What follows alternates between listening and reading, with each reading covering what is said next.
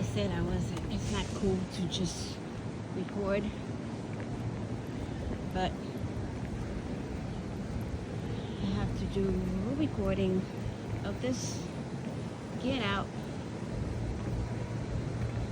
get up, get out, let's walk session. So I need to, just because I needed to take the opportunity again to do it. And I know there's quite a bit of people that are live, and I don't want to interrupt or go live when other people are live, so I'm gonna throw this in as a recorded video. Get up, get out, let's walk, people, let's do it. I'm not gonna run for the light this time, as I did earlier. We go wait it out. Let's wait it out. There's a lot of cars waiting to go on my side. But if I'd had the chance, I had time to run, not to run, to walk fast.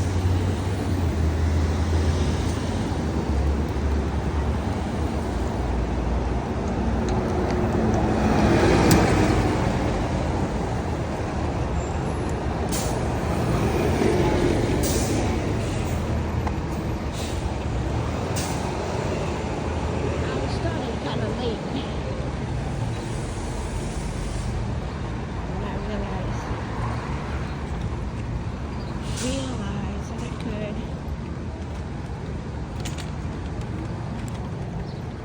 record this session.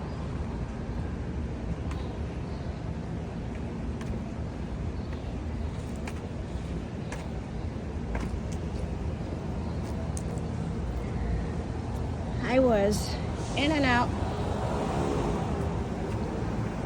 of, for the first part of my dentist appointment for my braces adjustment. Now I have to wait for the second part for cleaning.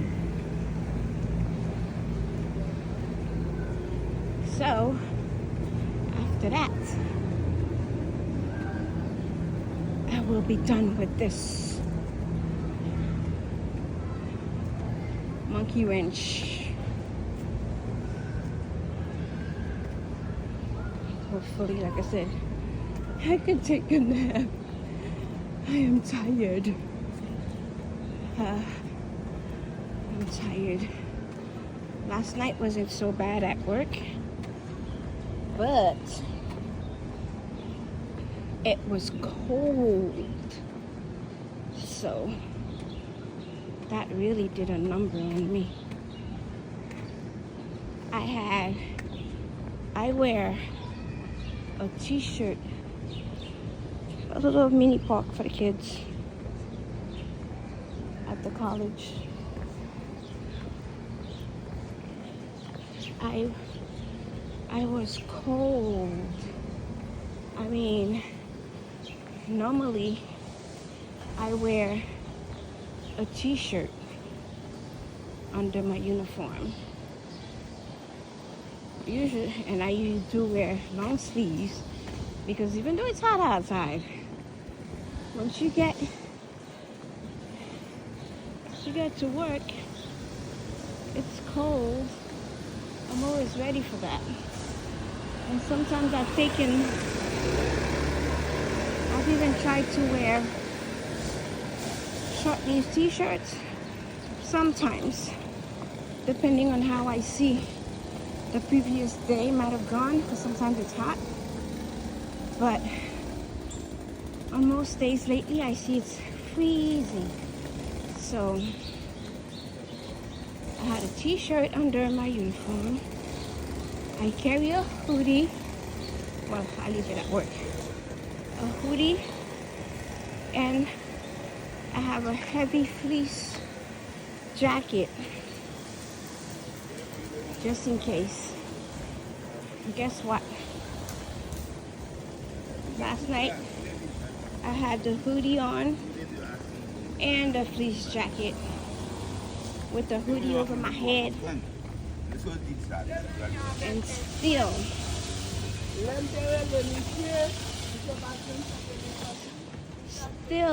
I was freezing.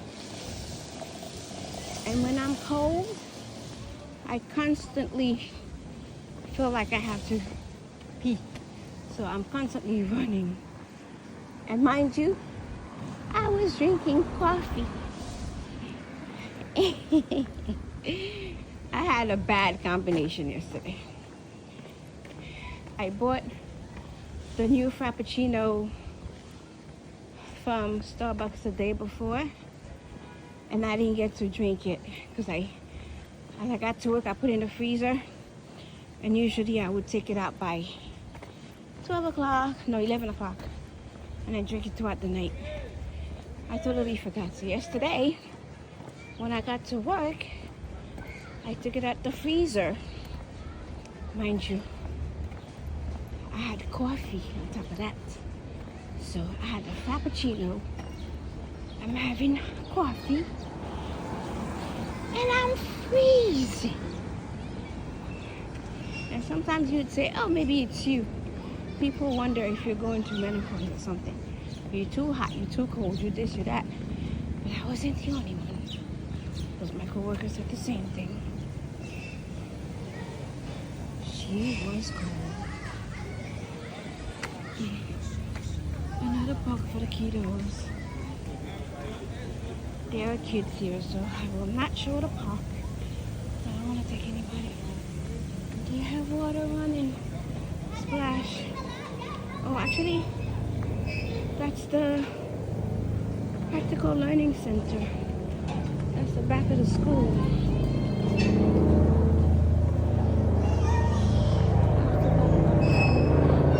Well, I don't think it belongs to the school.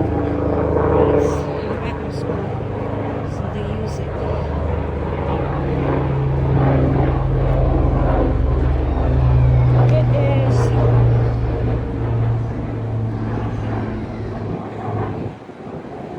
It is a very good school, guys. This Practical Learning Center. My niece, well, I think three of my nieces went there. And one of my nephews.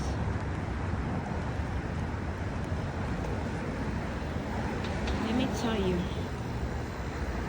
teachers are awesome.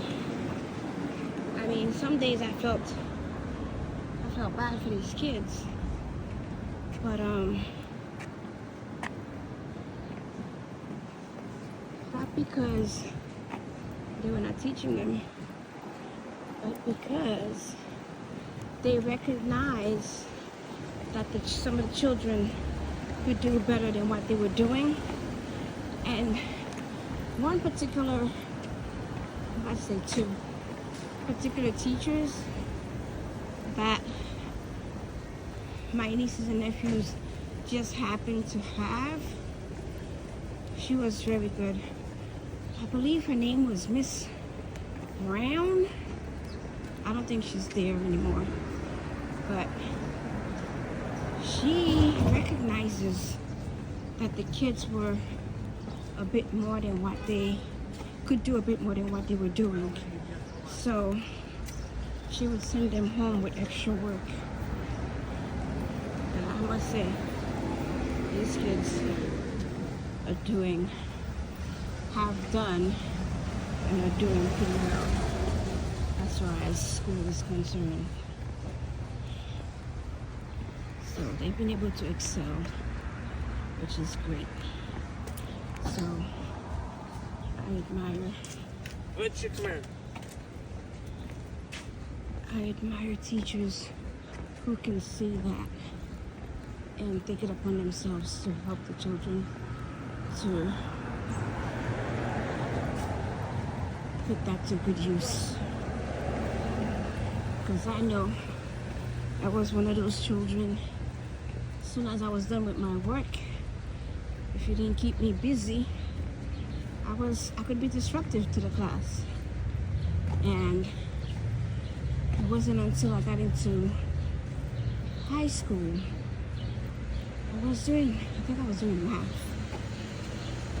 I was in math class, and it was an early class, and an English class, and both of these teachers acknowledged my disruptiveness as to what it was. Because as soon as I'm done, and everybody else is doing the work, I'm sitting there on board. I need to find something to do. So one of my that English teacher of mine, she actually gave me another name. She turned the M into a W. She said, "This is what I'm gonna call you when you're disruptive to the class." Yep. She used to call me Michelle. I was like, yeah, I get it. But guess what? As I get into her class, I'm always early. She had a packet ready for me. And if I get the packet done, she had another packet waiting for me. And guess what? I keep my mouth shut. I'm busy. I'm sitting. I'm getting work done. So I barely had time to disrupt the class or be left to my own thoughts or my own doings. So, and the same thing with the math teacher. She always had work already on the board. As soon as you come in, you sit down, start getting your work done. And there was a certain way that we had to fold our papers to do the work. So I think a loose leaf paper page, you folded it in half and folded it into 4. So I think you had 8 boxes in one page. So each box was for one problem, one math problem. So basically, each math problem had their own space, and you showed the work, and that's how you would turn it in. She wouldn't accept anything, even if you did it like you didn't fold the paper and you did it like in spaces. She didn't accept that. She wanted to see that the work was separated, done meticulously, the way that she taught us to do it. From day one, she showed us how to fold the paper. She told us this is the only way our work is supposed to turn in, even for homework. Every box, for each box, one problem, one solution, and you showed your work. So that's what we did. And she would have work ready. If I handed in my paper, she would say, okay, take a look at this, that, and the other. And then sat down and did my work. And I did kind of get I received a reward for math, business administration, and English in high school. Because those were the 3 classes. No, I think social studies also. I love social studies. Well, not social studies, geography, world geography. Because I was always interested in traveling. So I love that parts of the world. Yeah. So when teachers take the time to understand the children and help the children excel, they get my vote. There are not too many, but they do exist. And there are some teachers that I wonder why they became teachers, because they don't belong in the classroom. But even with that said, it is what it is. But to those teachers out there who take the time to mind the children and to help them to excel and to really look after them and to really take care of them, and even those that some are advanced, some are delayed, and for those of you who take the time to do that, kudos to you. Kudos to you. You are appreciated, and wish there were more of you out there in the world.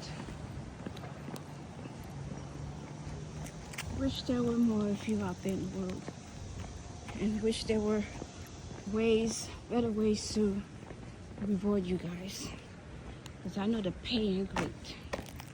They don't pay you guys enough to put up with half of the stuff. So, half of the stuff that you guys go through with some of these children. So, kudos to you. If you're out there listening.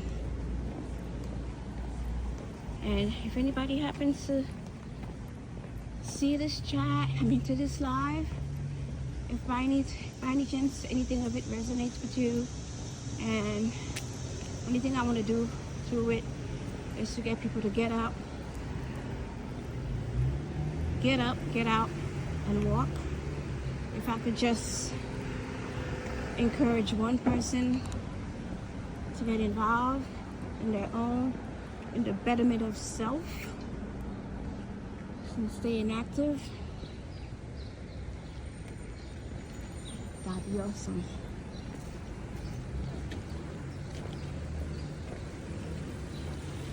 One person at a time, one day at a time. If I could get one person,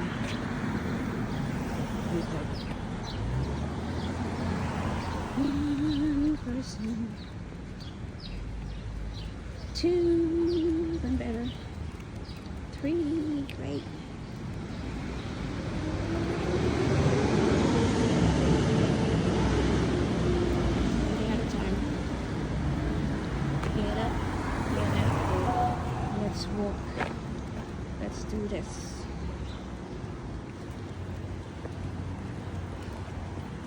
Try not to